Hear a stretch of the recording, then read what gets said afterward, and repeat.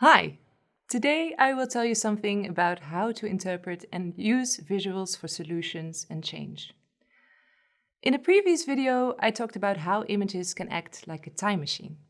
Historical photos or films can transport you back, and the more recognizable they are, with color or movement, the easier it is for us to relate to the topic of the image.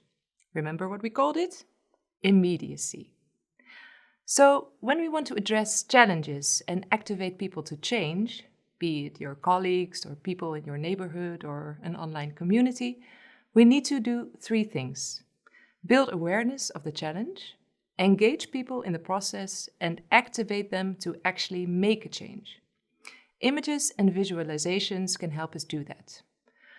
First, let's talk about awareness. To become aware of a problem or a challenge, it helps if people can relate to it. In terms of images, we need that sense of immediacy.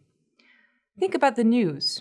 We all know the images of famines where pictures of starving children remind us of the suffering of our fellow humans. Images of floods can have a similar impact, especially when they are close to home. They make you imagine what it would be like to lose your home, your possessions, and possibly even a loved one. You might even be moved to donate money. You have become aware of the problem and you want to engage in solving it. However, our ability to absorb these images is limited.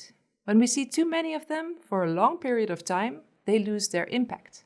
Some call this phenomenon news fatigue or compassion fatigue, and it occurs, and I quote, when a reader's or viewer's emotions are deeply engaged by a tragedy, but there appears to be no easy or meaningful contribution that the individual can make in the response to the news of tragedy.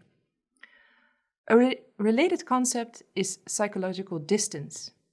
This does not only relate to the distance we perceive when the tragedy takes place at a physical distance, but also when it comes to distance in time or urgency. Climate change is a good example of that. We might know what its effects could be in the long run, but we don't see or feel it yet. And images like this, from a computer game set in 2100, are so extreme that they don't really help to bridge that distance. The same goes for images of protests demanding change. While protests can be important to change the minds of those in power, seeing images of protests does not make us engage more. It is more likely that we actually don't relate to the protesters and therefore are not moved to engage with their goals. So, how do we make people aware without fatiguing them and activate them without putting them off?